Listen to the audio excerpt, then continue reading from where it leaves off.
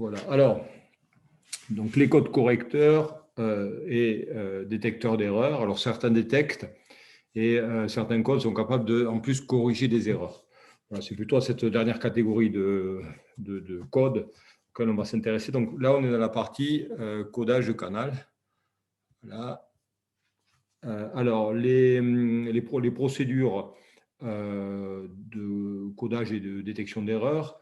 Alors, un code détecteur et éventuellement correcteur d'erreurs, il va permettre de pallier les déficiences d'un canal, c'est-à-dire que vous avez un canal qui a pas mal de défauts de transmission, du bruit additif, de la diaphonie, des chemins multiples, donc un filtrage intrinsèque au canal, des non-linéarités. Donc, ils vont créer des interférences éventuellement intersymboles. Voilà, un signal, on l'a vu, avec un bruit dessus, donc le niveau n'est pas stable. Éventuellement, ça va créer des micro-coupures. On peut avoir des micro-coupures dans la transmission, mais aussi ils peuvent pallier à des imperfections sur des supports. C'est-à-dire que dès qu'on stocke de l'information dans un support de stockage, des disques durs, ou des DVD, des choses comme ça, par-dessus les informations, on peut également mettre un code détecteur et correcteur d'erreurs. Donc, s'il y a des informations perdues, ça peut permettre de rattraper certaines pertes d'informations. Voilà, donc grosso modo, à quoi servent les codes? Soit sur un support, on rajoute des bits en plus sur les mots à coder, ou soit donc, sur un canal lors de la transmission. Donc, pour avoir une communication en temps réel, on va essayer de rajouter également des bits redondants, en plus de l'information, pour pouvoir ensuite, à la réception, détecter en temps réel et corriger les erreurs. Alors, il y a deux principes de codage et d'erreurs. Alors, ça peut être le contrôle du message à l'arrivée et la demande de répétition de la source jusqu'à ce que le message soit correct. Donc, c'est ce qu'on appelle la reprise sur erreur. En anglais, c'est BEC, hein, Backward Error Correcting. Donc, ça, c'est ce qu'utilise TCP/IP. TCP/IP, il fragmente les données en trames et sur chaque trame, il y a un protocole d'acquittement. Donc, lorsque l'acquittement est paralysé, la source réenvoie la trame jusqu'à ce qu'elle soit correcte. Voilà, donc ça, c'est le principe utilisé dans les couches réseau, hein, du modèle ISO.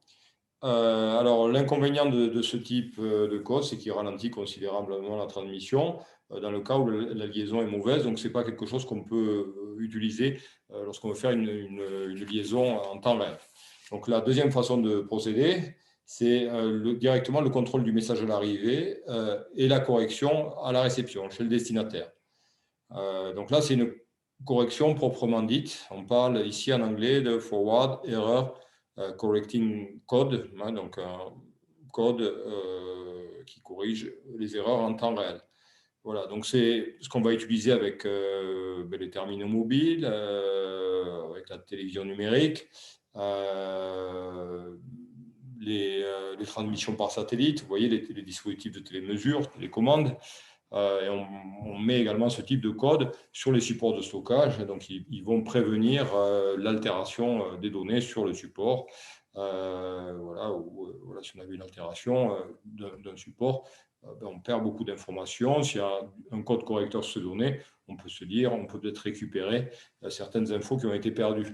Actuellement, avec toutes les données qui sont stockées sur les serveurs, donc sur ces données-là, en plus, vous avez des codes correcteurs hein, pour pouvoir toutes ces big data qu'on a actuellement un peu dispatchés partout sur des gros serveurs sur la planète entière. Sur ce stockage-là, vous avez, sur l'information, vous avez des codes correcteurs. Alors, nous, c'est à cette dernière catégorie qu'on va s'intéresser. Ensuite, donc, les trames, l'information d'une trame, donc dans le protocole TCP/IP, bon, vous devez voir ça, vous avez dû voir ça en réseau, vous avez vu ça plutôt peut-être dans vos études. Donc ça ne nous intéresse pas. Nous, ce qui va nous intéresser, donc c'est les codes FEC. Donc on va corriger directement l'erreur donc chez le destinataire. Donc c'est des codes qui vont avoir des bits redondants, c'est-à-dire qu'on va être obligé de rajouter des choses par rapport à l'information qui est contenue dans le message. Alors, ces codes correcteurs, ils sont de deux types. Alors, ils utilisent tous, si vous voulez, le même principe.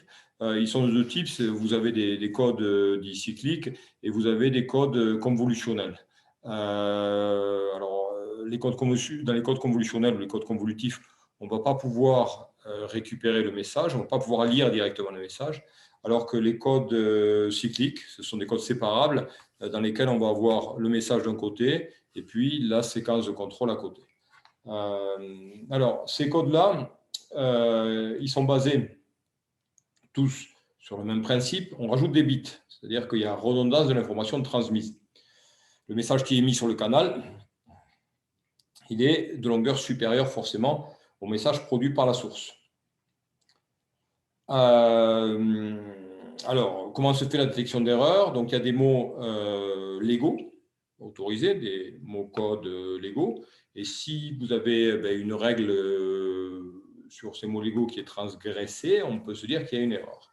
Voilà. Et ensuite, la correction d'erreur se fait par recherche du maximum de vraisemblance avec un code légal, un mot code légal.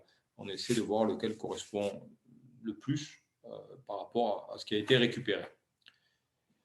Voilà, donc c'est voilà, la même procédure pour tout type de code correcteur. Donc deux familles, je vous ai dit, les codes en bloc, donc toujours la même taille de message transmis, même longueur des mots codes. Ce qu'on appelle un mot code, c'est le message à envoyer, plus à côté la séquence de contrôle, donc les bits redondants supplémentaires. Et vous avez ensuite des codes en flux continu, c'est le cas des codes convolutifs ou convolutionnels. Donc là, c'est un flux continu de données sans qu'il y ait de délimitation apparente. Donc on en parlera aussi, on parlera de ces deux types de codes dans le cours. Voilà, donc ces codes, comme on vient de le dire, sont soit des codes séparables, c'est le cas des codes en bloc, message initial en clair sur le mot code, plus une séquence de contrôle. Et dans le cas des flux, des codes continus, code convolutif ou code convolutionnel, là, au contraire, le code est non séparable. Hein, c'est-à-dire que lorsque on va envoyer les données, on a quelque chose dans ces données-là, on ne retrouve plus le message initial. On a, vous verrez, une sorte de produit de convolution discret entre voilà, les éléments d'un code convolutif et puis le message qui arrive. Ensuite, il faudra bien sûr décoder à l'arrivée également. Alors bien sûr, il y a une bijection parfaite entre les messages transmis et puis l'ensemble des messages initiaux qui sont fournis par la source, pour pas qu'il y ait de possibilité de se méprendre à la réception. Alors on va commencer par... alors tout ça, vous l'avez, hein, donc c'est un peu une introduction. Voilà, alors une chose qui est importante, c'est la distance qu'on appelle distance de Hamming. On va s'en servir dans la suite.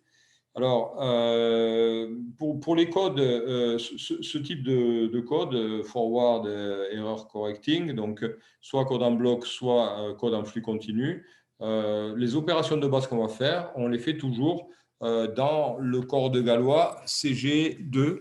Donc, c'est un corps à deux éléments. Un corps de Galois, c'est un corps avec un nombre d'éléments discrets. Et pour donc pas sortir du code, on fait les opérations se font ici dans le corps CG2, elles se font modulo 2, c'est-à-dire que lorsqu'on on arrive à 1 plus 1, on revient à 0, etc. Alors, vous voyez donc, dès qu'on fait une opération de base, que je note plus généralement, l'addition, c'est une addition modulo 2. Hein, c'est l'addition dans le corps de base. Voilà, c'est ce qu'on va faire aussi avec les codes cycliques qui seront définis grâce à un polynôme primitif. Donc, on va avoir un polynôme. Et les coefficients des polynômes primitifs qu'on va utiliser pour les codes cycliques, ça va être des coefficients 0 ou 1. Et les opérations qu'on fera sur ces polynômes, les opérations de base, ça va être des opérations dans le corps CG2. Alors, ce corps-là, CG2, il est constitué deux éléments. Alors, il faudrait, pour bien aller, lorsqu'on fait ces études-là, ce qui sont assez compliquées d'un point de vue mathématique, ce qu'on va faire, il faudrait vraiment avoir des notions sur les corps discrets, c'est-à-dire les corps finis, excusez-moi, donc les corps qui sont constitués d'un ensemble fini d'éléments qu'on appelle corps de Galois en français. Donc, il faudrait idéalement avoir fait un petit peu d'algèbre. Et on voit que ces corps, généralement, peuvent être générés par un élément qui est un élément générateur, et sous forme polynomiale, ces corps peuvent être générés par également des polynômes générateurs ou primitifs. Voilà. Donc, il faudrait avoir abordé un peu cet aspect-là. Donc, pour l'aspect mathématique, si vous voulez, moi j'en dirai 2 mots, j'essaierai d'en dire 2 mots demain, bien que demain je vais devoir aussi aller un petit peu vite pour essayer que vous ayez les éléments pour pouvoir faire le TP de lundi. Voilà, alors ces éléments mathématiques, vous les trouvez, ce que c'est qu'un anneau, un corps, d'abord un anneau, un corps infini, puis un anneau et un corps fini. Donc les règles ensuite dans un corps fini, vous trouvez tout ça. J'ai un petit, ça s'appelle rappel d'algèbre, vous allez trouver tout ça dans la section codage sous Moodle. Vous aurez des éléments mathématiques. Alors il y a également sur les polycopiés, vous avez quelques éléments mathématiques. J'en dirai 2 mots de même, mais c'est des choses assez complexes que moi j'essaie d'ailleurs, les maths qu'il y a derrière, j'essaie de les étudier un peu. Voilà, je m'y penche pas mal, donc, mais c'est vrai que c'est difficile à synthétiser en si peu d'heures. Voilà, parce que vous n'êtes pas trop habitué à faire beaucoup d'algèbre. Alors, ce corps-là, donc CG2. Ouais, CG2. En anglais, vous trouvez GF2. Alors, en français, ça veut dire corps de Galois, et en anglais, Galois field. Il est constitué donc de 2 éléments. 0, 1. Là. Et les additions, vous voyez, lorsqu'on fait une addition, elles se font modulo 2 pour qu'on reste à l'intérieur du corps. Donc, si je fais 0 plus 0, ça donne 0. 1 plus 0, encore, c'est par rapport à l'addition, c'est un groupe qui est commutatif, égal à 0 plus 1 égale à 1. Et puis, lorsqu'on fait 1 plus 1, on retrouve 0. Vous voyez, donc ça, c'est l'addition modulo 2. Ce serait le ou exclusif, vous voyez, en électronique. Et moi, le ou exclusif ici, je noterai ça par une simple addition, puisqu'on sera toujours dans le corps de base. Donc ça va être le corps de base de Galois. Alors, ce qu'on peut remarquer également, c'est que l'addition et la soustraction, c'est pareil. C'est-à-dire que si je fais 0 moins 0, 1 moins 0 ou 0 moins 1, comme on reste dans le corps, ça doit donner 1. Le corps, il est constitué de 0 et de 1. Et lorsqu'on fait 1 moins 1, on trouve 0. Voilà, donc on peut, voilà, si vous avez ne vous étonnez pas quelquefois, au lieu de faire des soustractions, je vais faire des additions, en fait, puisque je reste dans le corps de base de Galois. Alors la première chose, c'est la définition de la distance de Hamming entre 2 messages ou 2 séquences qui sont de même longueur. Alors cette distance de Hamming, c'est le nombre de bits qui diffèrent de l'un à l'autre. C'est aussi le poids de la somme, toujours modulo 2 de ces 2 séquences. Donc, le poids, nombre de bits égaux à 1 de la somme. Vous voyez donc la distance de Hamming entre ces 2 mots. Donc, vous voyez, je regarde le nombre de bits qui diffèrent. Donc là, j'en ai un qui diffère. Ici, j'en ai un autre qui diffère. Là, ces 2 sont égaux. Celui-ci diffère. Et donc, ensuite, on somme, on regarde le nombre de bits qui diffèrent d'une séquence à l'autre. Et vous avez le poids donc de la somme, si vous voulez, modulo 2 des 2 séquences. C'est ça qu'on appelle la distance de Hamming. Donc, entre ces 2 séquences, on dira que la distance de Hamming vaut 3. Hein, ce que vous pouvez faire, vous faites l'addition modulo 2, vous voyez, c'est ce qu'on a fait en dessous. Voilà, et vous regardez le nombre de bits à 1, c'est la distance de Hamming.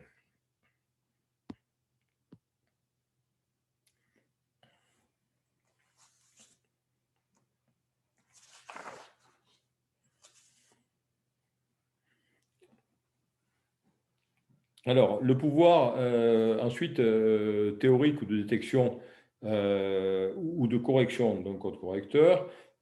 Si vous avez un message, si vous avez des messages de n bits, vous voyez, supposez que vous puissiez envoyer toutes les séquences possibles de combinaison parmi ces n bits. Vous auriez 2 à la puissance n combinaisons. Donc, vous voyez que si dans votre code, vous envoyez les 2 à la puissance n combinaisons, si une erreur se produit, l'erreur est indétectable. Pourquoi? Parce que s'il y a une erreur, la séquence erronée ou la combinaison qui est erronée, c'est de toute façon une séquence parmi les 2 à la puissance n. Donc, ça reste une séquence du code. Voilà. Donc, si la distance minimale de Hamming, on parle bien de distance minimale de Hamming, vaut 1 entre les différentes séquences, c'est-à-dire que lorsqu'on passe d'une séquence à la plus proche, il n'y a qu'un seul bit de différent. Là, aucune détection, ni bien sûr correction d'erreur n'est possible.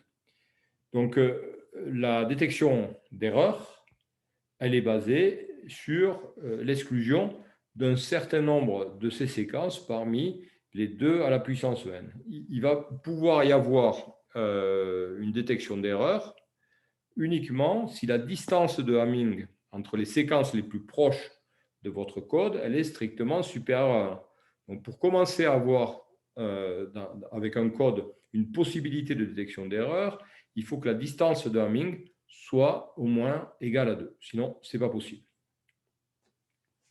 Voilà. Alors, regardez un exemple. Alors, supposez, j'ai pris donc ABC, j'ai pris des lettres du...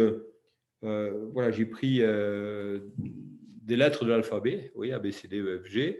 Alors, on suppose que s'il y a une erreur, vous voyez, s'il y a une erreur sur A, bon, c'est peut-être un peu abstrait, mais s'il y a une erreur sur B, il devient C, ou A. Hein, et si j'ai une erreur, voilà, par exemple sur D, après erreur, D va devenir E, ou D deviendra C.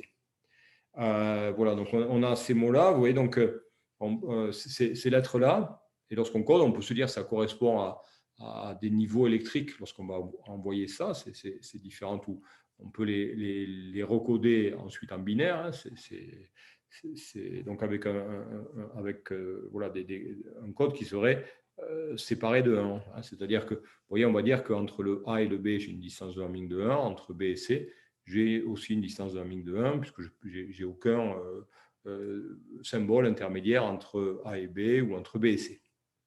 Voilà, toujours pareil, vous voyez, regardez. Alors ici, vous voyez que si j'ai une erreur, donc a priori ici, j'ai une distance de Hamming de 1. Si j'ai une erreur sur E va être, on va prendre les symboles les plus proches de E peut être transformé en F ou en D. Il n'y a pas de possibilité ni de détecter l'erreur, ni de corriger l'erreur. Supposez maintenant que j'enlève une lettre sur 2. Vous voyez, donc là, il va me rester un trou ici, ici et ici. Et ici, il me restera un trou. C'est-à-dire que, en supposant que l'erreur fasse passer d'un symbole au symbole voisin, vous voyez que si j'ai une erreur sur I, finalement, je pourrais avoir H ou je pourrais avoir J. Une erreur sur E donnerait F ou D. Et comme F ou D ou JH n'appartiennent pas au code, on peut se dire, tiens, une erreur s'est produite. Par contre, on ne peut pas la corriger. Vous voyez, si C est changé en D, on ne peut pas savoir si l'erreur, le D c'est erroné, mais on ne peut pas savoir si l'erreur elle vient de C ou si elle vient de E, hein, puisqu'on a la même distance entre les deux, on peut se dire, voilà, l'erreur c'est juste sur un des symboles voisins. Voilà. Alors, par contre, donc là, j'ai une distance de Hamming de 2. Si j'enlève encore un symbole entre, hein, voilà, j'ai enlevé le C, le E, le I. Alors, regardez maintenant, si j'ai une erreur sur G, en supposant qu'une erreur, c'est juste on va sur le symbole voisin. Donc, le G, il peut passer d'un côté ou de l'autre. Ça peut devenir, vous voyez, l'équivalent de H ou éventuellement en F. Voilà, donc là, on a une... voilà, on aurait une distance de Hamming de 3. Hein, on a enlevé un bit au milieu. Voilà, on pourrait se dire, par exemple, que si G est changé en H, l'erreur, comme le I a disparu, l'erreur ne peut pas venir du I, mais l'erreur vient forcément de G. On va se On va essayer de voir finalement quel est le symbole du code qui existe le plus proche de H, le plus proche CG. Donc, vous voyez que là, je peux corriger une erreur. Donc, j'ai une distance de Hamming de 3, je peux corriger une erreur. J'ai une distance de Hamming de 2, je peux détecter éventuellement une erreur, je ne peux pas les corriger. Voilà. Alors, de manière générale, quand vous avez un code, alors, on parle de distance minimale de Hamming, puisque vous voyez, si vous prenez A et I, la distance entre les deux est de plus que 2. Donc, je prends la distance minimale de Hamming. Donc, un code qui a une distance minimale de Hamming de D peut corriger jusqu'à D moins une erreur. On peut montrer que le code peut… Alors, il peut détecter, excusez-moi, un code qui a une distance de Hamming minimale de D peut détecter jusqu'à D moins une erreur. C'est ce qu'on voit avec la distance minimale de 2. Le code peut détecter une erreur. Il va pouvoir corriger une erreur lorsque le D moins 1 sur 2 est supérieur ou égal à 1. Vous voyez, donc un code va pouvoir corriger jusqu'à la partie entière de D-1 divisé par 2. Donc, vous voyez, si j'ai un D qui est égal à 3, D-1 divisé par 2 donne 1. Ce code-là, il pourra détecter, mais aussi corriger une seule erreur. Voilà, alors c'est les performances théoriques, on est d'accord. Ensuite, bon, le codage derrière va être assez complexe. Et puis, voilà, ce qui ne veut pas dire que le canal, si vous voulez, on peut, si on a un canal qui a trop de défauts, même si on a envoyé un code avec une distance de Hamming de 3, il se peut qu'on ne puisse pas corriger les erreurs, si la transmission est trop dégradée, malgré le code correcteur. D'accord. Donc là, il y a aussi, rentre en jeu un deuxième type de théorème, le deuxième théorème de Shannon, voilà, qui vous donne un petit peu la limite en fonction du rapport signal sur bruit et d'un bon code correcteur, voilà la limite de la capacité du canal.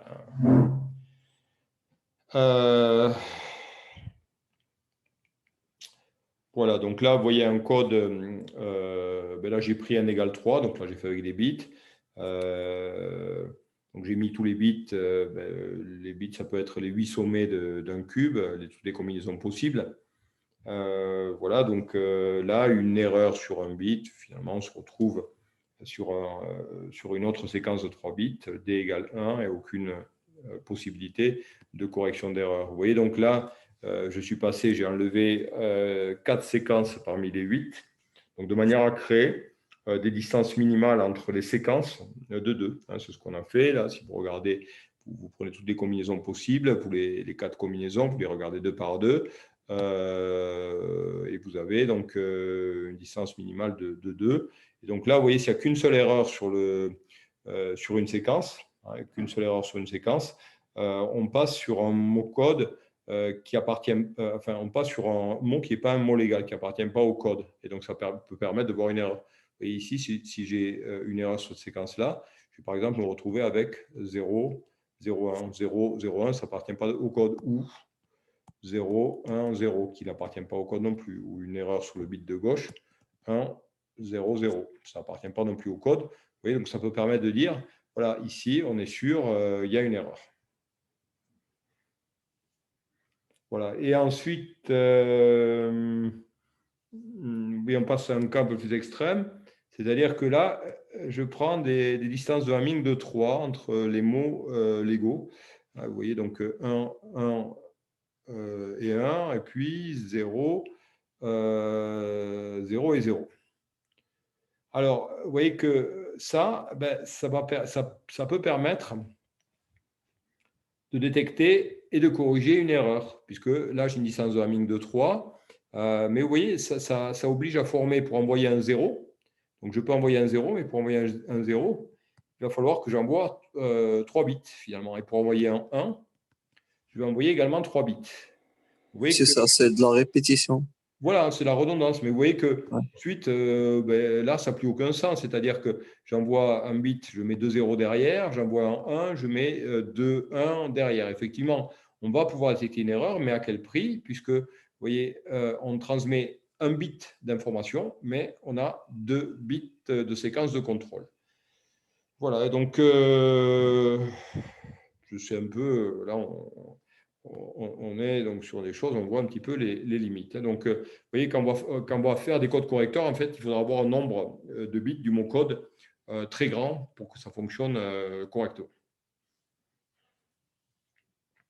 Voilà. Alors, pour la suite, on va noter n, on va avoir des codes en blocs séparables avec le message d'un côté, la séquence de contrôle de l'autre.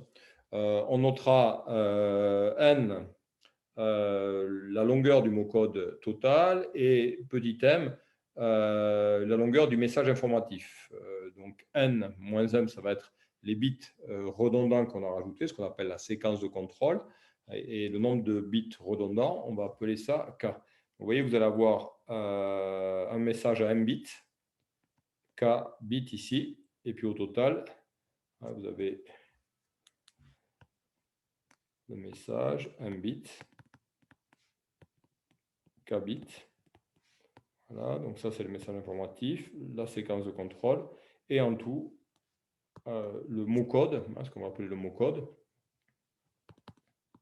donc de longueur m plus k. Donc là, le vocabulaire, le message plus séquence de contrôle, on appelle ça mot code.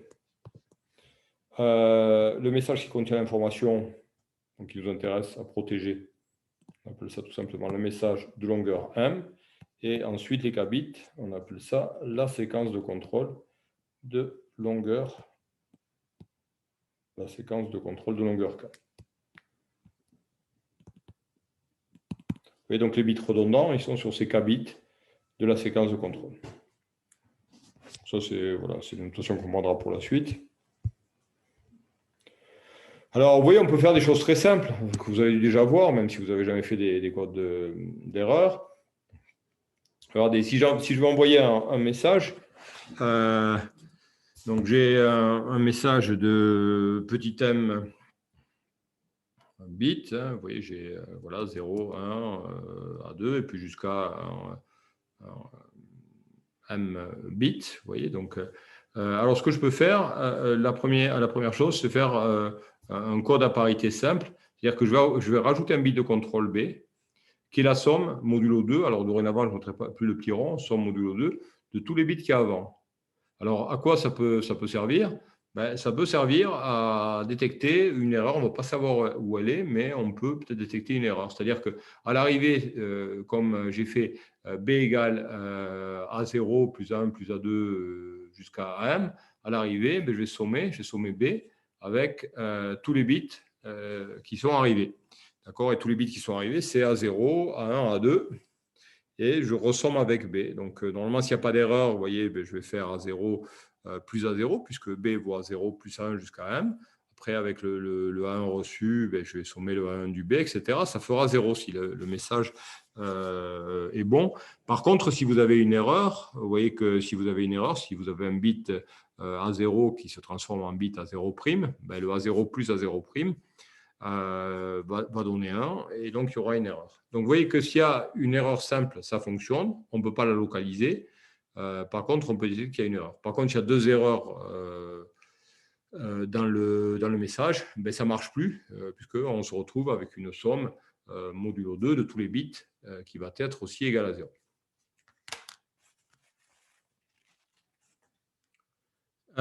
Alors ensuite, on peut faire un petit peu plus compliqué.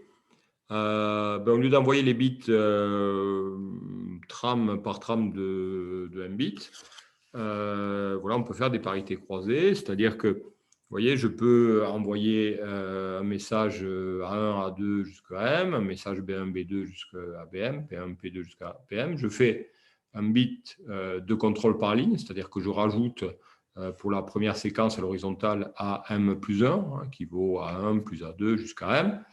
Pareil pour BM plus 1, etc. Et ensuite, je fais pareil à la verticale. Voilà, c'est-à-dire que je mets une redondance, longitudinale, en horizontale, et une redondance verticale. Donc, à la verticale, vous voyez, je vais sommer aussi à 1, B1 jusqu'à P1. Donc là, la somme modulo 2 me donnera Q1. Ensuite, A2 plus B2 jusqu'à P2, ça me donnera Q2, etc., etc. Voilà, donc vous voyez, on a rajouté ici, on a envoyé une espèce de message sous forme de matrice. Vous voyez, donc si j'ai un bit voilà, à l'horizontale et puis un bit à la verticale, j'ai envoyé une espèce de matrice qui contient le message. Et ensuite, j'ai rajouté voilà, cette séquence-là, ces bits en plus, et ensuite ces bits-là en plus. Voilà. Plutôt comme ça d'ailleurs. Plutôt, et puis ici. Voilà, alors, comment ça peut marcher? Vous voyez que si vous avez une erreur, ici, le bit, ça devient du A2', c'est-à-dire le complément de A2. Hein, si vous avez A2 qui est égal à 0, le A2', ça serait à 1. Donc, quand vous allez faire votre contrôle à l'arrivée, vous allez faire 1 plus A2 plus AM plus AM plus 1. Vous allez trouver un contrôle qui vaut 1. Partout ailleurs, vous allez trouver des zéros. Et dans la colonne ici, c'est pareil, comme j'ai un bit qui est erroné, quand je vais faire ma somme A2, B2, P2 et Q2, je vais trouver 1. Donc, vous voyez que là, ce système un peu de parité croisée, ce bit de parité croisée, va vous permettre de, en plus, localiser l'erreur. Voilà. Alors, bien sûr, après, si vous avez, vous voyez, donc, vous allez avoir certaines limites, c'est-à-dire que si vous avez, par exemple, 2 erreurs sur la même ligne, il se peut qu'ici, vous trouviez, vous voyez, si le B2 si le B2 est pas bon, vous pourriez avoir 1 ici, mais si vous avez 1 ici, vous allez vous retrouver avec 0, et puis vous allez vous retrouver avec des zéros partout. Donc, vous allez pouvoir vous dire que dans ces deux séquences, vous avez une erreur, mais vous n'allez pas pouvoir la localiser. Alors, si ça tombe bien, bien sûr, si l'erreur, elle arrive sur A2, puis sur A3, etc. Donc là, les erreurs vont être localisables. Vous voyez, mais quand vous allez avoir 2 erreurs sur la même ligne ou sur la même colonne, en tout cas, vous ne pourrez pas détecter la position de l'erreur. Voilà, donc voilà des possibilités très simples de codage. Alors, ce qu'on va essayer de voir, c'est le code de Hamming. C'est ça, hein, c'est le TP que vous avez fait lundi, c'était le codage de Hamming, on est d'accord? Oui, non? Oui, oui. Ouais, voilà. Donc, on va en redire 2 mots. Hein. Vous avez dû, je pense que vous avez, c'est à peu près compris, vous avez dû comprendre. Il n'est pas très compliqué à comprendre, comme derrière, il n'y a pas trop. Et on fait ça avec des matrices, on rajoute des bits de contrôle. Donc, c'est plutôt simple à comprendre. C'est un bon exemple de premier code parce que c'est un code qui a quand même un pouvoir correcteur d'une erreur. Voilà, on ne rajoute pas trop de bits en plus. On va raisonner sous forme matricielle.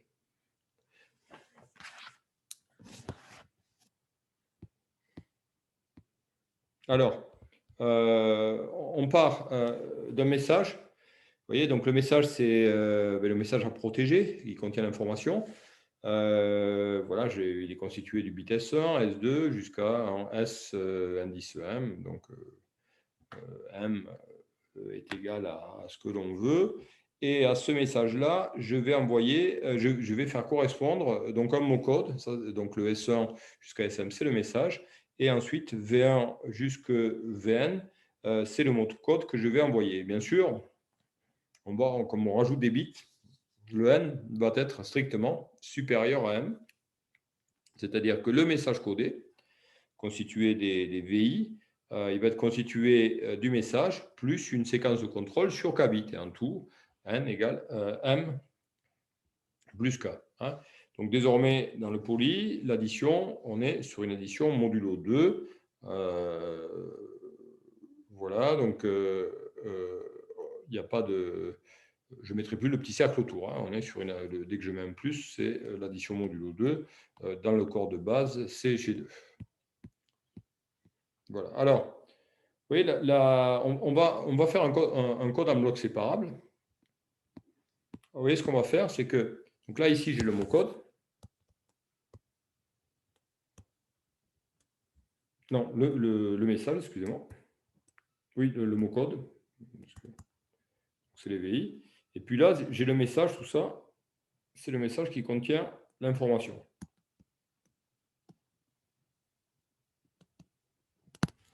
Et à partir de là, voilà, ici, on commence avec cette combinaison-là, des bits du message, on commence à former la séquence de contrôle.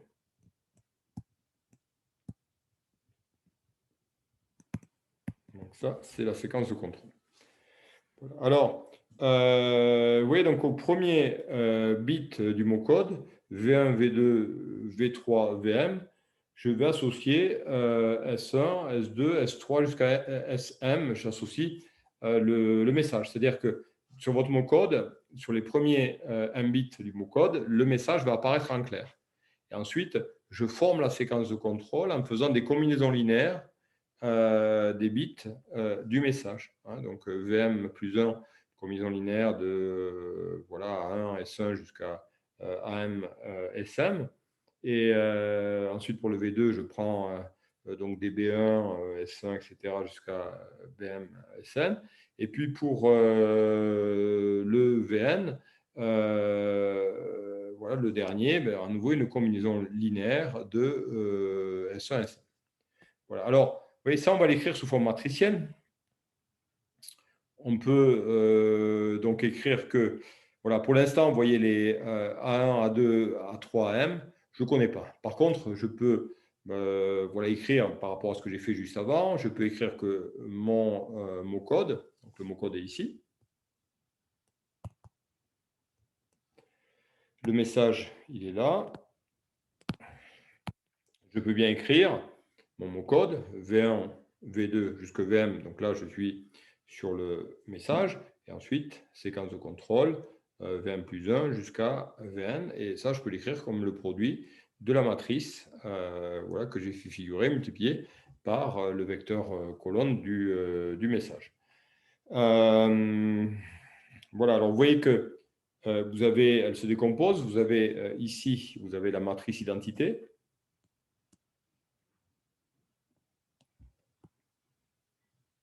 Voilà, et dessous, ben, vous avez des coefficients qu'on n'a pas encore calculés.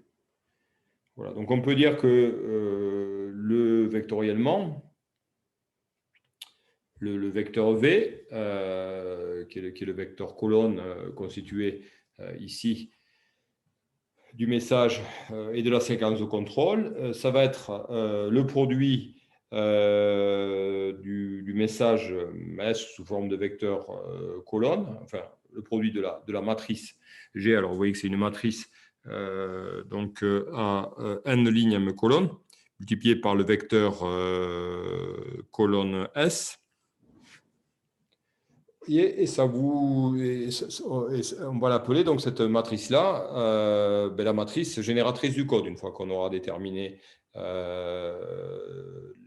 A1, A2, B1, etc. On aura la matrice génératrice du code. Au départ, on a la matrice, cette matrice-là, elle est constituée de la matrice d'identité et puis d'une matrice ensuite, et d'ailleurs d'une matrice à du coup K ligne et M colonne.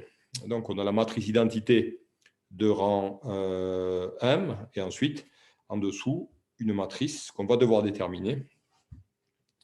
Donc, à K ligne, et puis M colonne.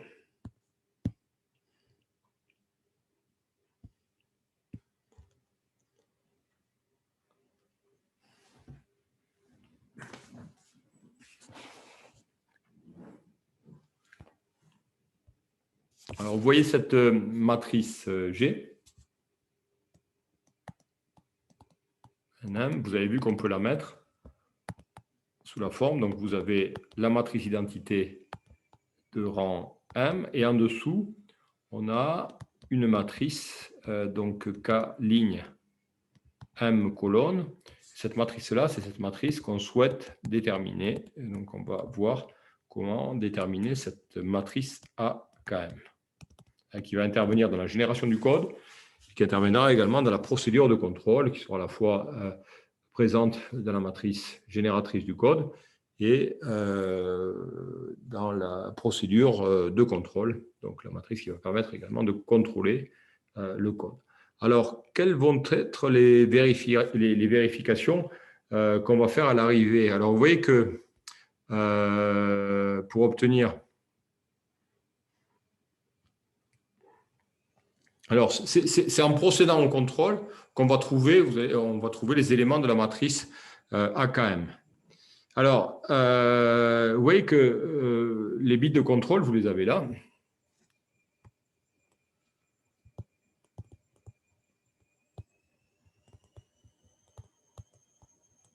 Ce sont les bits de contrôle, et ces bits de contrôle ont été obtenus en faisant une combinaison linéaire des bits du message avec, vous voyez, avec la matrice finalement AKM.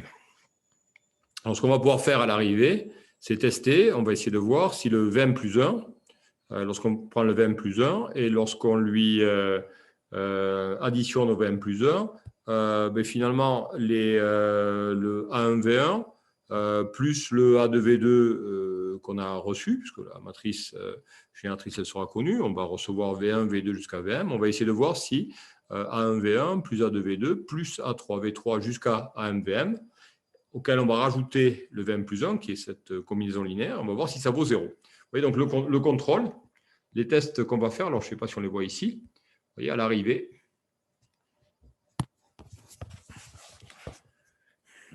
on va faire des vérifications, donc à la réception, des bits, hein, puisque les bits qui auront transité sur le canal, c'est ces bits-là. Hein, vous voyez, le mot code qui va être envoyé, c'est le vecteur V, donc V1, V2, jusqu'à Vn. Donc, qu'est-ce qu'on va faire à la réception? On va faire, on va vérifier. On va vérifier qu'en combinant les V1 jusqu'à Vn avec donc les coefficients de la matrice AKN, et lorsqu'on ajoute ensuite Vn plus 1, Vn plus 2, on va voir si le test vaut 0.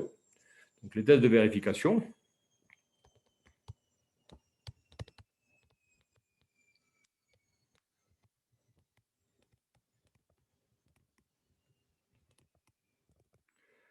Voilà, donc à la réception, on fait des tests de vérification. Et les tests de vérification, vous voyez, donc A1 V1 plus A2 V2 jusqu'à AM VM. Donc si je fais ça, a priori, je retrouve VM plus 1. Donc si je rajoute VM plus 1,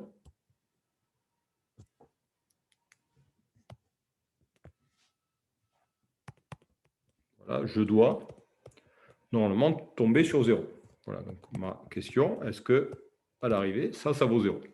Si ça ne vaut pas 0, c'est qu'il y a probablement une erreur.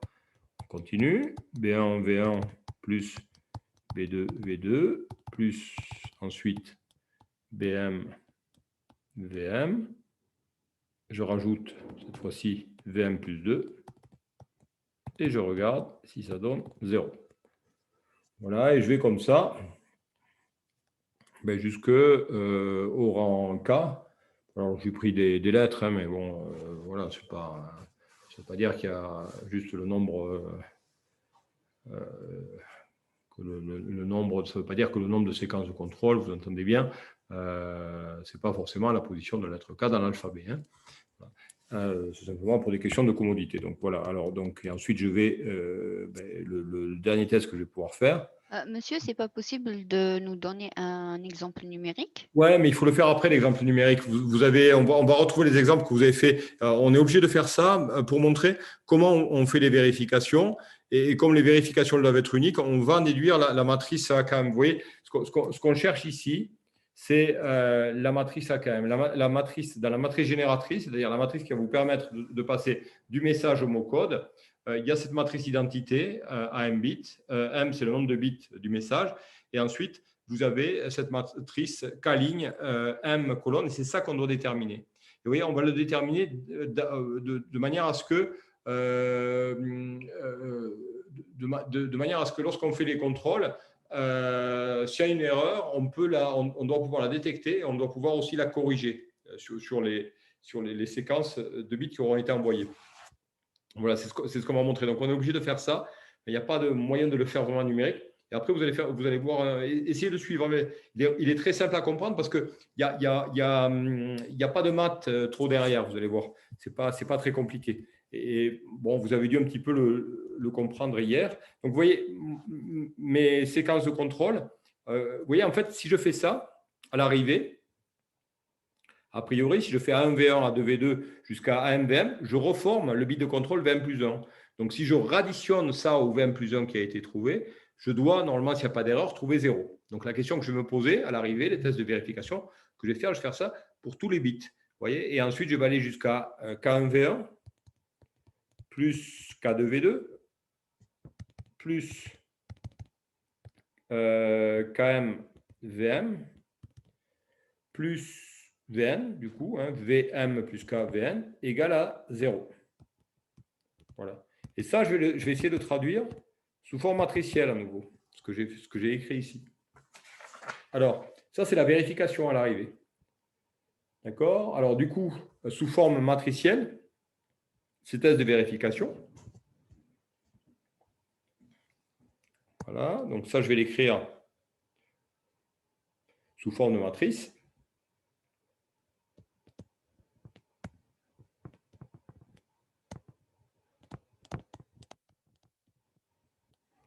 Voilà, je vais l'écrire ici.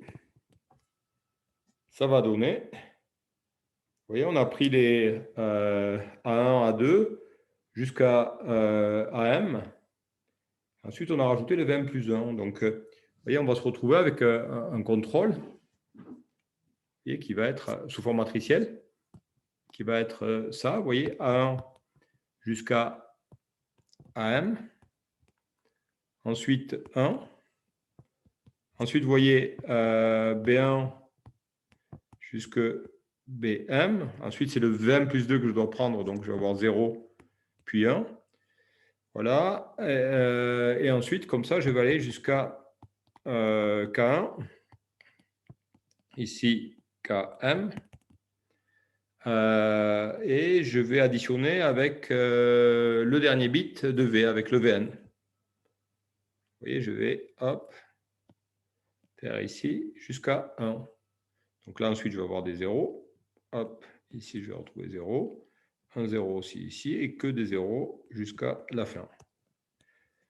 Voilà. Et ça, vous voyez, pour l'obtenir, ce contrôle, donc ça, cette matrice-là, ça va être la matrice de contrôle, je vais multiplier par le vecteur mon-code. Vous voyez, donc par le vecteur V. Le vecteur V, vous voyez, de coordonnées, enfin le vecteur V, qui est un vecteur vertical, une matrice verticale, hein, qui vaut V1, V2, jusqu'à VM. Donc là, vous voyez, j'ai le message. Et ensuite, tous les bits supplémentaires, c'est les bits de contrôle, le VM plus 1. Vous voyez, jusqu'à VN. Donc là, j'ai le message. Et ensuite, vous voyez, VM plus 1 jusqu'à VN. Donc, on fait le produit de la matrice par le vecteur colonne et on regarde ce que ça vaut. Est-ce que c'est la matrice nulle ou pas? Oui. Donc, si le test est bon, donc là, je fais un produit, hein, ma matrice de contrôle, multiplié par le message. Donc, ça, c'est le message qui est reçu avec l'information, c'est le mot-code qui est reçu avec l'information de V1 jusqu'à VM. Et ensuite, les bits du mot-code, VM plus 1 jusqu'à VN. Donc, celui-ci, il peut être erroné. C'est-à-dire que le vecteur colonne de droite, c'est le vecteur colonne qui est reçu, il peut posséder des erreurs. Et donc là, ce que je me demande, c'est est-ce que tout ça, ça vaut 0?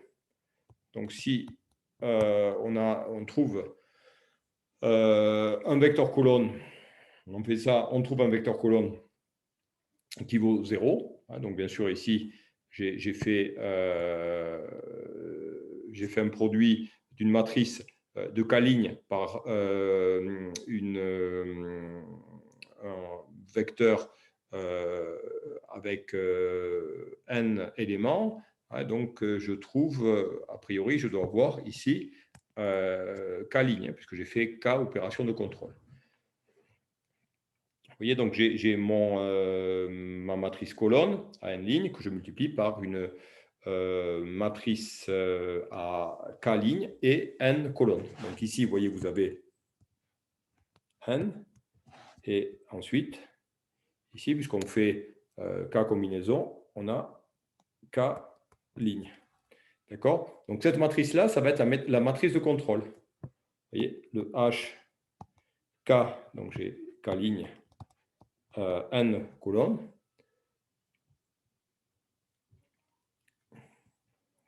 C'est la matrice de contrôle du code de Hamming.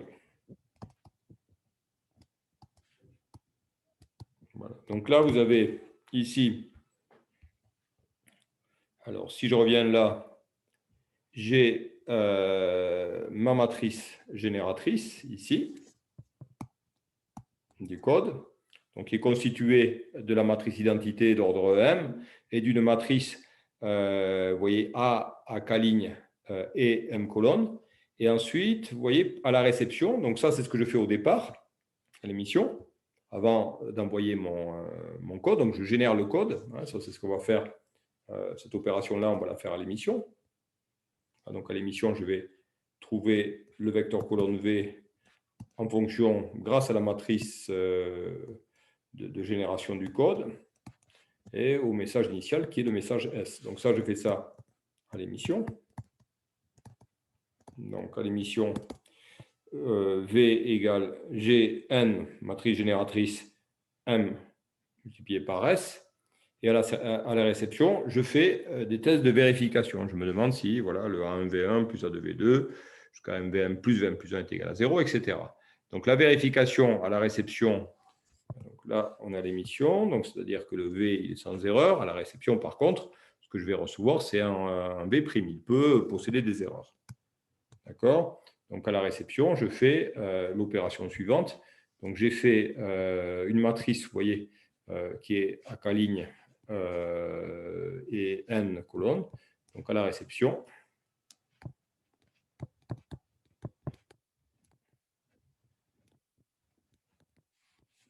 on fait donc H K N multiplié par le V qui est reçu. Hein, ça, c'est le V reçu. V reçu, qui d'ailleurs peut être un V'. Hein, s'il y a des erreurs, on pourrait l'appeler peut-être V'. Hein, donc on est d'accord que ça, c'est le mot code reçu qui a été transmis, donc qui peut comporter des erreurs. Voilà. Donc s'il n'y a pas d'erreur, ça fait 0. On se pose la question, est-ce qu'il y a des erreurs? Si c'est non nul, il y a forcément des erreurs. Voilà. Donc le HKN, si vous voyez la structure de la matrice HKN, alors vous retrouvez la matrice AKM qu'on est en train de chercher. Voilà. Donc la matrice A, donc AK ligne et M colonne, et juste à côté, on retrouve donc la matrice identité, mais cette fois-ci de rang K. K, c'est le nombre de bits de contrôle. M, le nombre de bits du message. K, le nombre de bits de contrôle. Donc K, c'est le VM plus 1 jusqu'à Vn. K est égal à N moins M. Voilà. Donc vous voyez que cette matrice AKM, je la trouve à la fois je vais la trouver à la fois, qu'on n'a toujours pas déterminée. On la trouve à la fois sur la matrice génératrice du code et on la trouve également sur la matrice de contrôle du code. Voilà, donc la séquence, si la séquence reçue est erronée, c'est-à-dire si le V qui est reçu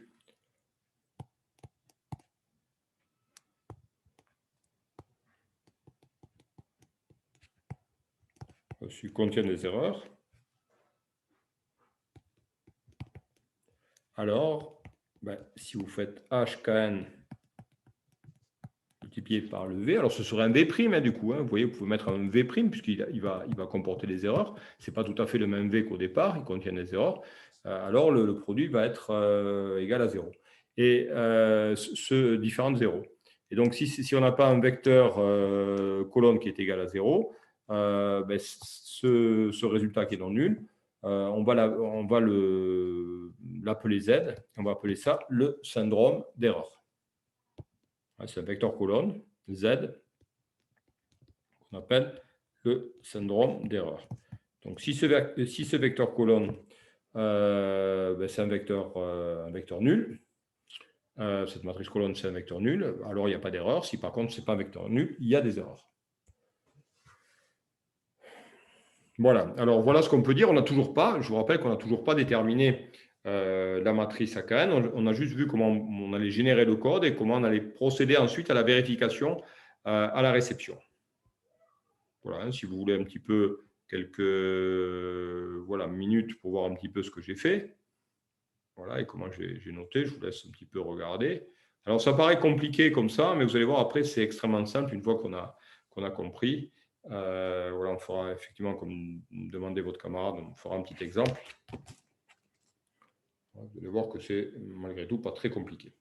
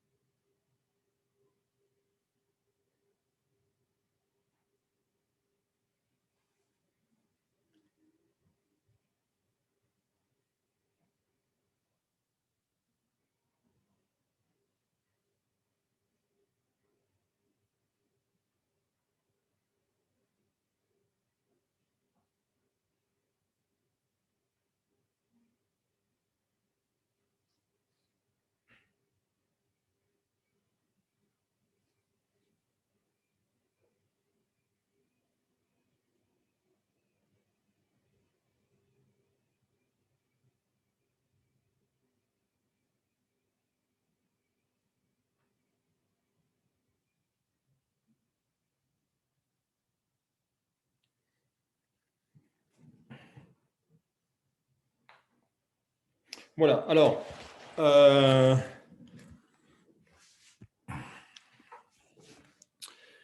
voilà, donc on va voir maintenant, on va voir comment déterminer cette matrice AK, virgule 1. Alors, vous voyez ce qu'on a fait, on a ajouté k bits au message de départ, donc la distance de Hamming minimale, de manière à ce que la distance de Hamming minimale soit cette fois-ci égale à k plus 1. Donc, on a un code qui peut normalement détecter k erreur. Voilà. Donc, on va donner généralement au code de Hamming, c'est ce que vous avez fait en TP, vous lui avez donné un pouvoir correcteur de 1. Vous avez vu que votre code de Hamming, il est capable de détecter et de corriger une simple erreur. Voilà. Alors, si le message est erroné, vous voyez, lorsqu'on a un message erroné,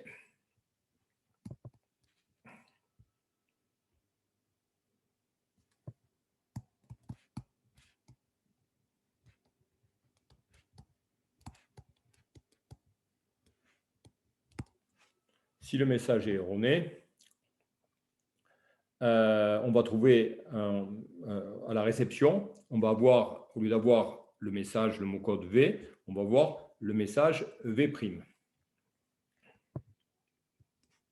Donc, le message reçu,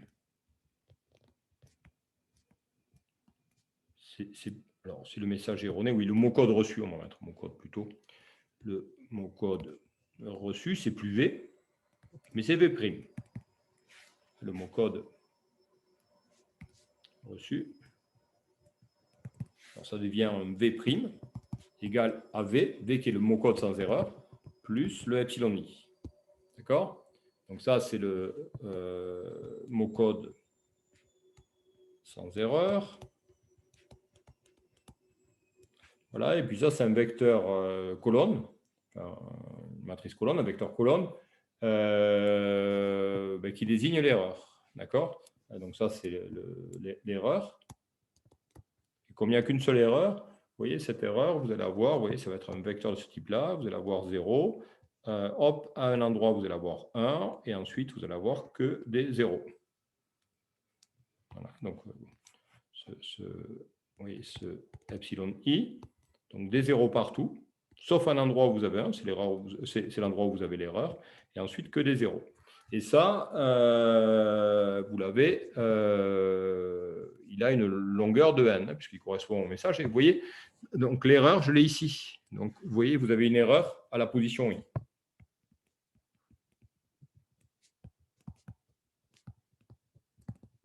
Voilà, donc ce epsilon i va indiquer que le message qui est reçu contient une erreur à la position i. Donc epsilon i, erreur à la position 1, epsilon 1. Voilà, donc epsilon i, une erreur quelque part parmi les n bits à la position i.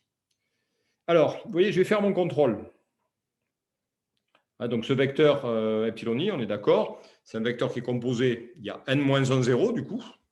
Comme il y a une seule erreur, on va supposer que le code de Hamming, vous voyez, c'est un code qui est un correcteur. C'est-à-dire que c'est un code qui est capable de corriger une erreur seule. C'est le pouvoir correcteur du code de Hamming. Voilà. Donc, epsilon i est composé de n-1 0 et d'un seul 1 qui permet de localiser la position de l'erreur. Voilà. Lors du contrôle,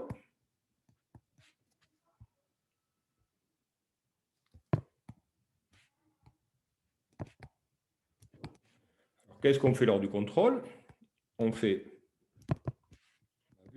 donc la matrice de contrôle, la matrice HKN, multipliée par ce vecteur V' sur lequel on suppose qu'il y a une seule erreur.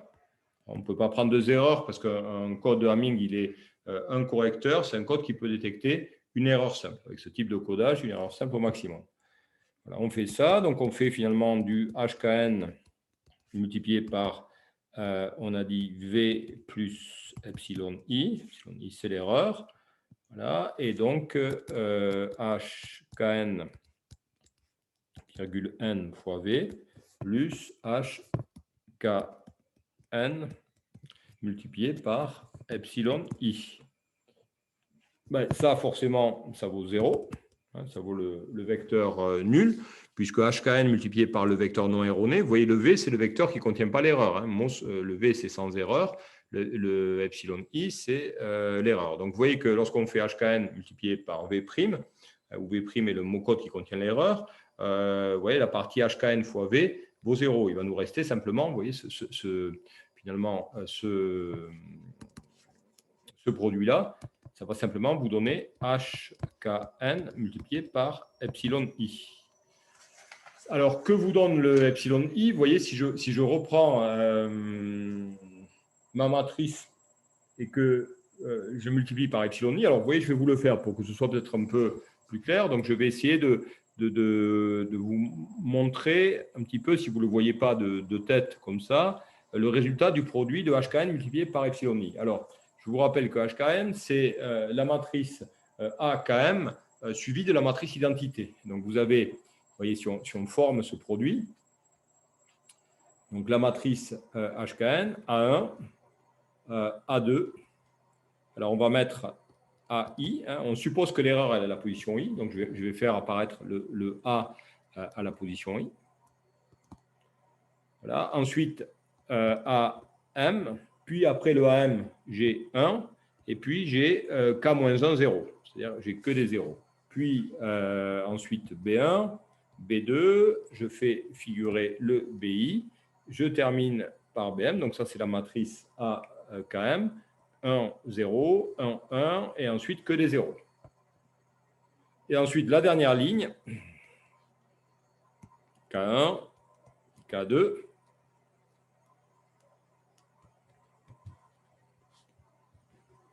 Jusqu'à KI.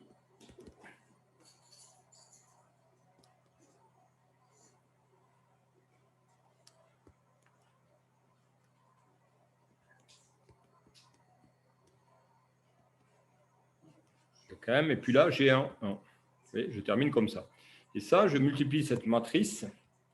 Je la multiplie par le vecteur colonne. Vous voyez, que des zéros. Et j'ai un 1 à la position I.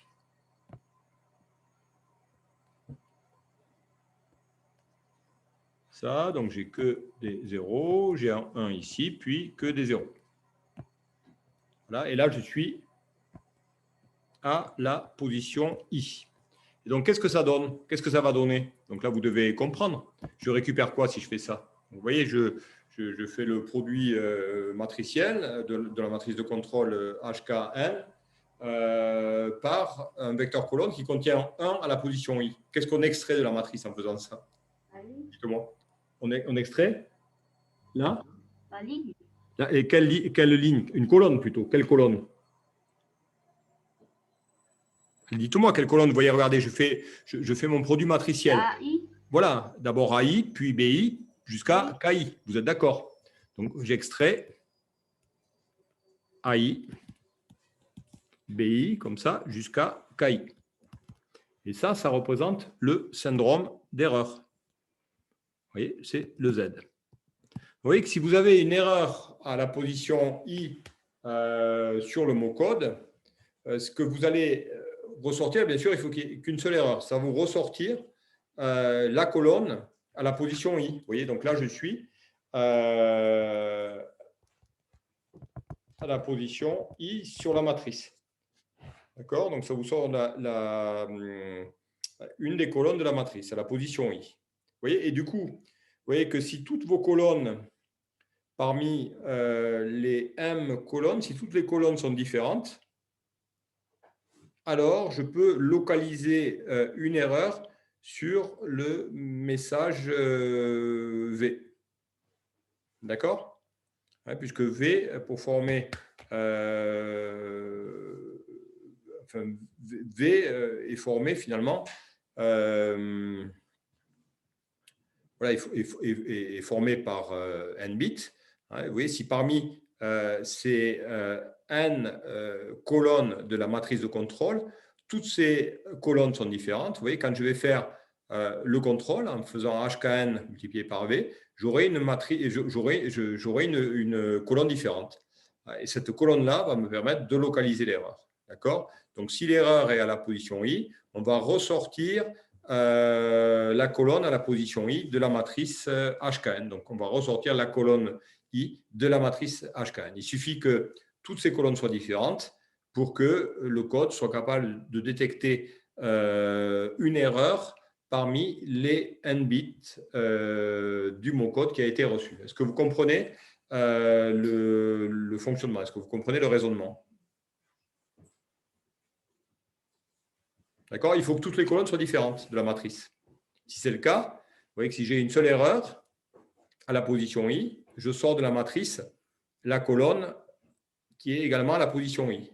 Voilà. Par contre, s'il y a deux colonnes qui sont identiques dans la matrice, là, on ne peut pas voir d'où vient l'erreur. Mais si toutes les colonnes de la matrice de contrôle HK1 sont différentes, alors je peux détecter une erreur sur le mot code qui est reçu. Vous ne l'avez pas compris en TP, ça? Oui, non? Est-ce que quelqu'un comprend ce que je fais ou pas? Si, monsieur. C'était même un peu plus simple en TP, vu qu'on parce avait directement le générateur. Voilà. Voilà, en TP, ce qu'il a dû faire, il n'a pas dû…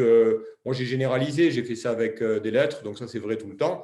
Et en TP, il a dû faire de suite un exemple, probablement, avec un mot code sur 7 bits, un message sur 4 et une séquence de contrôle sur 3 bits. Voilà, c'est ça. Donc, il a dû faire ça. Voilà, c'est pour ça que c'est un peu plus simple. Mais là, on va voir des exemples, vous allez voir que c'est le code le plus simple du coup.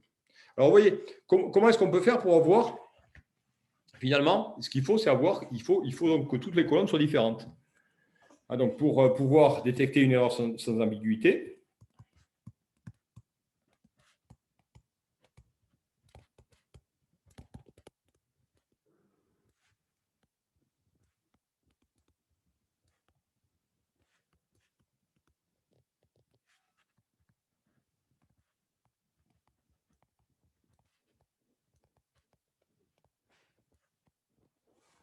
faut que toutes les colonnes soient différentes.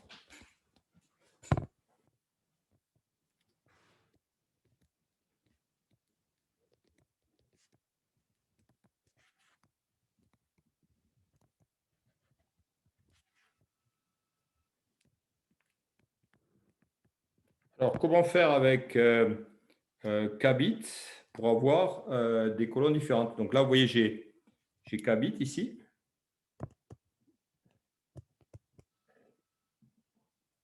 Et ici, j'ai n bits. Pour que toutes les colonnes soient différentes, il faut qu'avec les k bits, on puisse faire n combinaisons différentes, moins une, puisque forcément, dans la matrice de contrôle, je ne peux pas avoir la séquence avec que des zéros. Parce que si j'ai la séquence avec que des zéros, vous voyez que si vous avez une erreur sur la colonne où vous n'avez que des zéros, à la position de la colonne où vous n'avez que des zéros, ça vous fait un syndrome d'erreur nul. Ça veut dire que vous n'avez pas d'erreur alors que vous en avez une. Vous voyez, la condition, c'est que le nombre de colonnes de la matrice HK,n soit égal au nombre de combinaisons qu'on peut faire avec k bits, moins une, la séquence où il n'y a que des zéros. Donc, quel est finalement, pour qu'elles soient toutes différentes, quel est le lien entre petit n et k du coup? Petit n, la longueur totale du message, et k,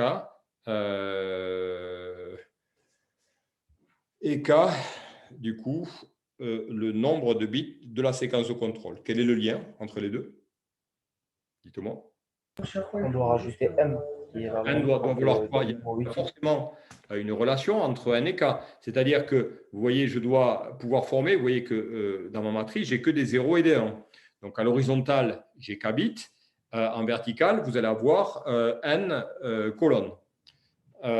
Donc, quel est le lien entre n et k? C'est-à-dire qu'avec les k bits, je dois pouvoir faire n colonnes différentes, donc n combinaisons de k bits différents, moins une, puisque le 0, 0, je ne le mets pas. Donc, quelle est la relation? C'est simple, c'est entre les bits. Vous voyez, avec k bits, combien on peut avoir de, finalement, faire de colonnes différentes. Avec k bits, combien j'ai de combinaisons possibles? 2. 2 à la puissance k. 2 à la puissance k. Moins 1, parce que la combinaison avec que des zéros, je ne peux pas la mettre dans la matrice. Si je la mets dans la matrice, vous voyez, ça pourrait donner une ambiguïté lorsqu'il y a une erreur dans la colonne où tous les bits sont en 0. Voilà. Donc, vous voyez, la seule, finalement, condition pour que le code soit un correcteur, c'est que le nombre total de bits soit tel que n égale 2k moins 1, k étant le nombre de bits de la séquence de contrôle. Vous voyez, avec ça, je vais pouvoir avoir, donc je vais avoir d'un côté à droite, j'aurai la matrice unité à k bits, et puis à gauche, vous voyez, toutes les autres combinaisons de 0 et de 1, toutes différentes, sauf celle égale à 0. Voilà. Donc, vous voyez la construction d'un code de Hamming. Alors, elle est résumée dans le polycopier. Donc, la première chose, c'est choisir n tel que, vous voyez, on doit choisir n tel que n égale à 2k moins 1. Donc, ça vous donne la taille du message. La taille du message sera égale à n moins k. Donc, k, séquence de contrôle, m, taille du message, et n, taille des mots-codes. Voilà. Avec ça, on va construire hk,n. Alors, c'est simple à construire. On va commencer par construire donc, la matrice de contrôle en plaçant à gauche, d'abord, à droite plutôt, la matrice unité ik, et ensuite à gauche, pour la matrice akm, toutes les combinaisons binaires qui sont à plus que 1 bit. Elles seront toutes différentes. Voilà, on aura AKM, et donc le AKM ensuite vous servira à générer le code. Vous voyez, donc voilà, avec ça, donc, vous construisez d'abord HKM. De HKN plutôt, vous déduisez AKM, et le AKM, vous permet de construire la matrice génératrice, hein, puisque la matrice génératrice, ensuite, elle est formée en haut de la matrice identité de rang M et en dessous de la matrice AKM. Voilà. Voilà donc la construction de la matrice de contrôle HKN et la matrice génératrice GNM dans le cas général. Alors, vous voyez qu'il n'y a pas 36 possibilités. On va faire quelques exemples et là, vous allez voir, c'est fini.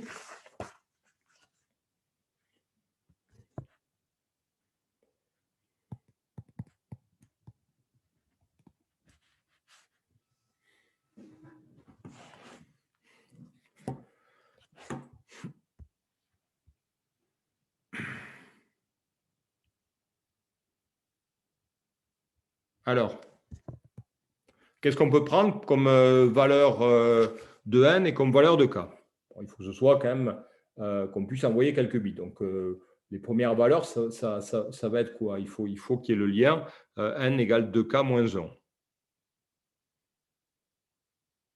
Donc, alors, si on prend petit k égale 2, ça fait n égale 3, ça ne vaut pas la peine. Pourquoi ça ne vaut pas la peine? K égale 2, n égale 3, parce que ça vous fait un bit de message et 2 bits de contrôle. Donc ensuite, qu'est-ce qu'on peut faire? C'est ce que vous avez dû faire en TP. En TP, vous avez pris quoi? Dites-moi. Alors, qu'est-ce que vous avez fait en TP? N égale 7, et donc K égale 3.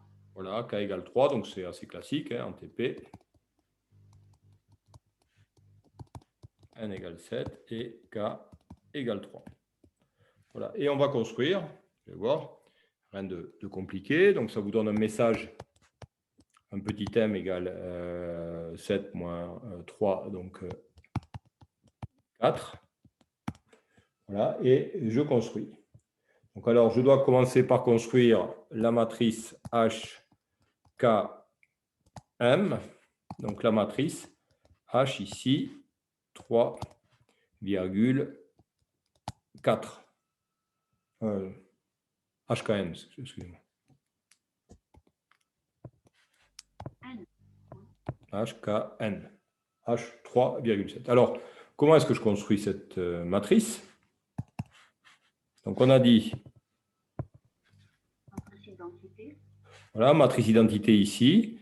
Donc, la matrice identité, c'est la matrice 3,3, donc le I3,3.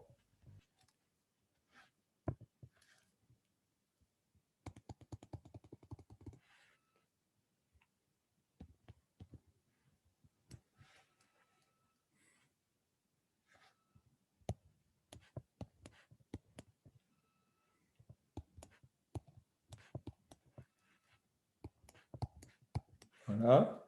Donc là, j'ai le I3. Voilà. Et ensuite, je mets le reste à côté. Toutes les autres combinaisons, vous voyez qu'avec 3 bits, vous avez 8 combinaisons en tout. Comme vous retirez la combinaison 0,0, il vous reste 7 combinaisons. Donc, on a déjà utilisé 3 pour la matrice identité. Et vous mettez toutes les autres. Alors, ce qu'on peut prendre comme... alors, pour avoir tous la même chose, on peut se dire, on les range ensuite, on range les colonnes par ordre décroissant. C'est-à-dire qu'à gauche, on met la combinaison binaire qui en décimale donnerait le plus grand nombre, et on va comme ça en décroissant jusqu'à droite. Comme ça, vous voyez, parce que sinon, on va avoir des matrices génératrices qui vont être différentes. Vous voyez, donc, voilà, on va ranger les bits par ordre croissant. Comme ça, on est tous. Mais ça marche dans n'importe quel cas. C'est-à-dire que vous pouvez faire ce que vous voulez, vous pouvez faire n'importe quoi. Là, il va y avoir 4 autres combinaisons. Vous pouvez les mettre dans la matrice KM. Toutes les possibilités sont bonnes. Mais pour qu'on ait tous pareil, on va ranger par ordre décroissant. C'est-à-dire qu'à gauche, je mets la plus grande combinaison, et puis à droite, la plus petite. Vous voyez ici, je vais mettre mes 3, 1. Ensuite, je peux mettre 1, 1, 0. Il me reste à placer les deux autres. Vous voyez, donc ici, 1, 0, 1. Et puis la dernière, 0, 1 et 1. Voilà. Donc là, vous avez la matrice de contrôle. Donc de la matrice de contrôle, je peux déduire la matrice A que je cherchais à déterminer. Voilà, donc la matrice A, c'est la KM, du coup. Ici, c'est une matrice A, 1, 3, 4, et elle vaut donc 1, 1, 1, 1, 1, 0, 101 et 0, 1, 1. Voilà. Et à partir de ça, je déduis la matrice génératrice.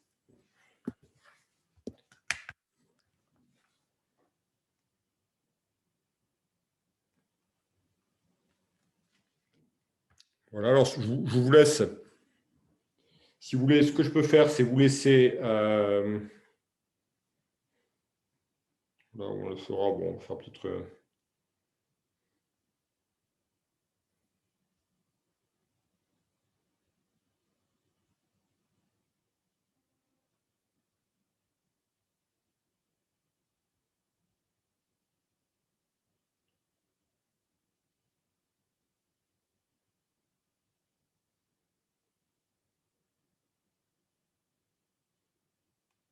Voilà, donc on va peut-être, ouais, alors après, donc vous allez avoir la matrice génération à écrire.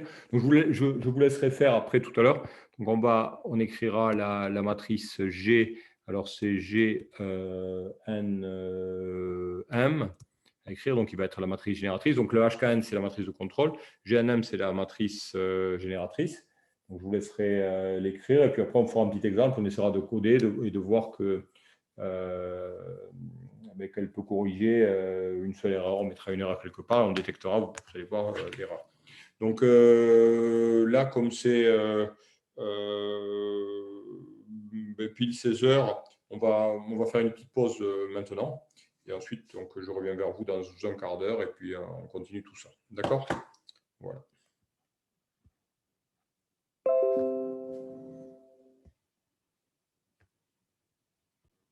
Voilà, donc la matrice identité de rang 4 et en dessous la matrice A34.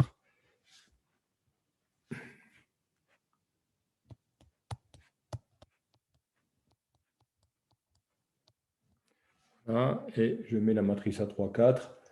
Donc 1, 1, 1, 0, puis 1, 1, 0, 1, et ensuite 1, 0.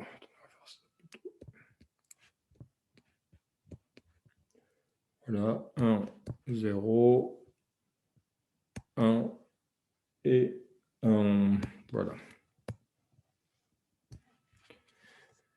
Voilà, donc là, a priori, pas de problème. Alors, vous allez trouver, si vous mettez, si vous faites V, alors on a un message à envoyer, donc le message qui contient l'information qui vaut 1, 0, 1, 0. Voilà, on va former V égale G fois S. Alors, vous l'avez cherché, G fois S, vous avez trouvé quoi? Si vous faites G fois S. Personne n'a trouvé? Ouais, c'est-à-dire le mot code envoyé, vous n'avez pas... Monsieur, j'ai trouvé. Ouais, alors ça vous fait? C'est 1, 0, 1, 2, 0, 1, 0. 2, 0, 1, 0. Voilà, donc là, vous voyez qu'on retrouve le message en clair, ce qui est normal. Hein. Ici, vous avez votre message. Ensuite, suivi de la séquence de contrôle. Voilà, la séquence de contrôle, vous l'avez ici.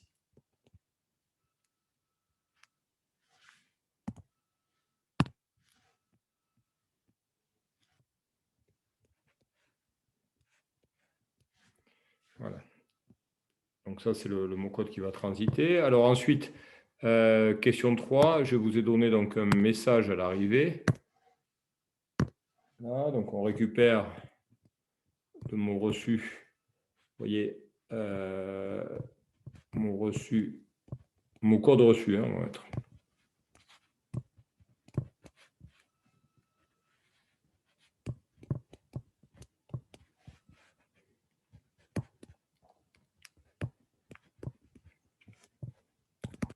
V égale donc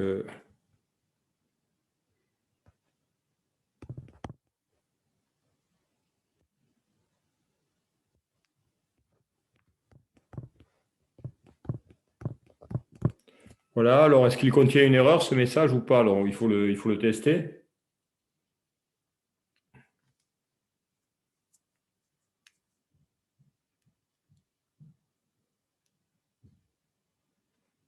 Alors, est-ce que ce message, alors, qu'est-ce qu'il faut faire? Vous voyez, si on reçoit ce message, comment on fait pour voir s'il y a une erreur ou s'il n'y a pas d'erreur? Qu'est-ce qu'il faut faire? On calcule le syndrome. Voilà, on calcule le syndrome, on fait Z égale H Kn H3 7 multiplié par V. Alors, vous trouvez, si vous faites ça. Alors, si vous le faites, 0, 0, 0. et non, ça ne fait pas 0, 0. Alors, regardez, je fais, il faut que je fasse le produit de la matrice H3 7 par V, par le vecteur, la transposée de V, c'est-à-dire le vecteur colonne.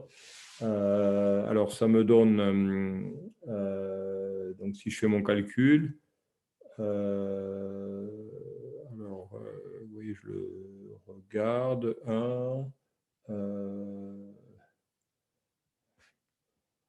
voilà, je pense que ça doit vous faire... Personne n'a fait? Personne n'a cherché? Vous voyez, si vous voulez le chercher, hein, voilà, on va regarder, on va le faire ici, alors si vous voulez. Donc, la matrice de contrôle, je l'ai ici. Je fais le produit, je vais le faire ici. Okay. Avec le vecteur colonne. Donc, mon vecteur colonne, 1, 0, 1, 1, et ensuite 0, 1, 0. Là, vous faites ça, vous faites le produit.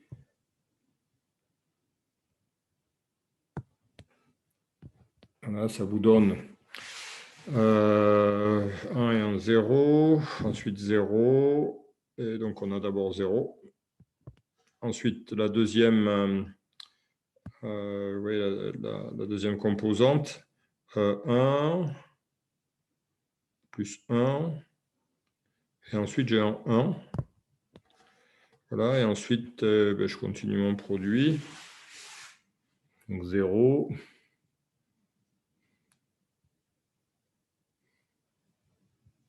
Et la dernière composante, alors 1 et 1. 1 plus 1 plus 1. Voilà. Et là, ça donne 1 aussi. D'accord? Donc voilà, là j'ai le syndrome d'erreur. J'ai Z. Alors ça indique que l'erreur se trouve où?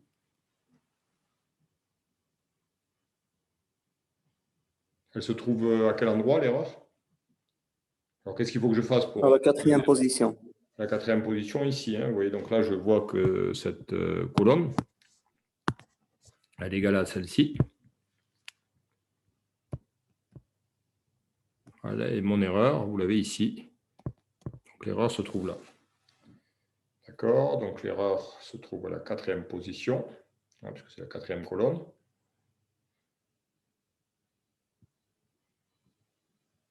Voilà. Et donc l'erreur, vous l'avez là. Voilà. Donc, en fait, on avait un V' ici, un message erroné. Et donc il y a une erreur, hein, l'erreur elle est là. Donc le message, voilà, sans erreur, corrigé, hein, le mot code corrigé.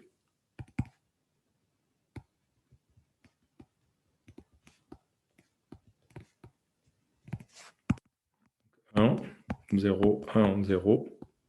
Et 0, 1, 0. Et puis après, pour récupérer le message, bien sûr, vous prenez le message, vous l'avez là. Vous prenez que les 4 bits, les 3 autres, ce sont des bits de contrôle. D'accord? Ça va, c'est compris. Donc, si vous aviez eu un syndrome d'erreur égal à 0, il n'y a pas d'erreur.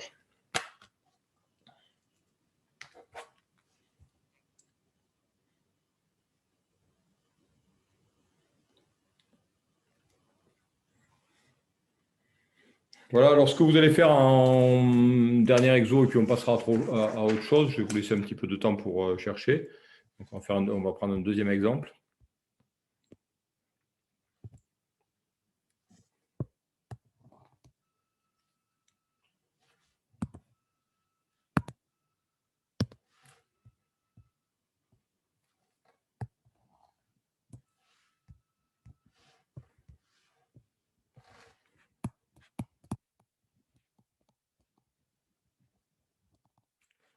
On va former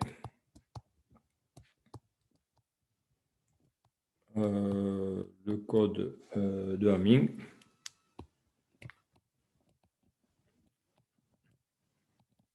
Pour un code pour n égale 15 bits. C'est-à-dire qu'en tout, vous allez avoir le n égale m plus k égale à 15 bits. Donc, je vous laisse chercher la matrice. Donc, vous déterminez la matrice de contrôle HKN. Vous mettez toujours les bits par ordre croissant.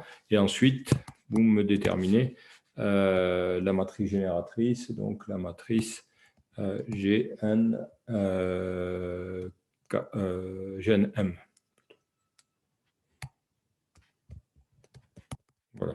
Je vous laisse faire ça. Là, c'est pareil, je vous laisse une dizaine de minutes. Vous les classez pour la matrice ensuite AKM. Vous classez les bits par ordre croissant. Hein. Vous partez à gauche du plus grand et vous allez par ordre croissant, comme ça on aura tous les mêmes résultats.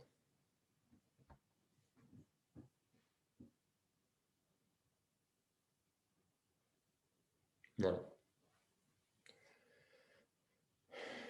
Voilà, bon, je suis à côté, je vous laisse un peu de temps pour chercher. N'hésitez pas à me poser des questions. Alors, toujours, on veut un code qui soit capable de corriger une erreur. Donc, vous déterminez K, vous avez M, et puis ensuite, vous avez vu comment on forme les matrices.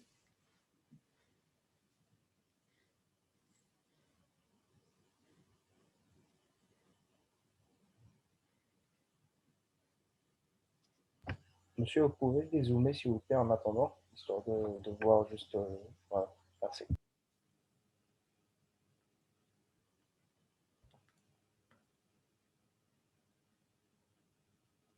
Comme ça, vous avez les étapes. Je ne sais pas si vous arrivez à lire, là, c'est bon, c'est pas trop petit. Non, non, ça va, c'est bien comme ça, merci. Vous voyez tout. Voilà, donc essayez de former avec 15 bits. Bon, c'est un peu plus long à faire. Si vous avez compris le coup, après, ça va vite. Voilà, au lieu d'avoir 7 colonnes, vous en aurez 15 en fait. Voilà, mais il n'y a pas beaucoup de lignes. Ça va vite. Ça permet de.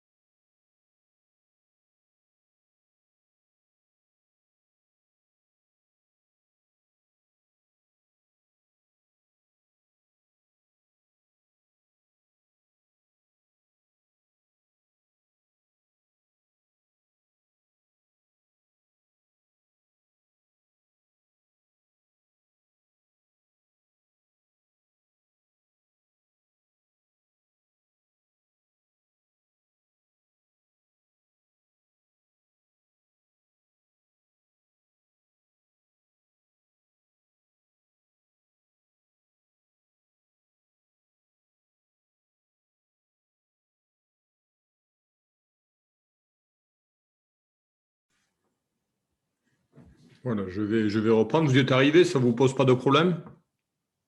Ça va?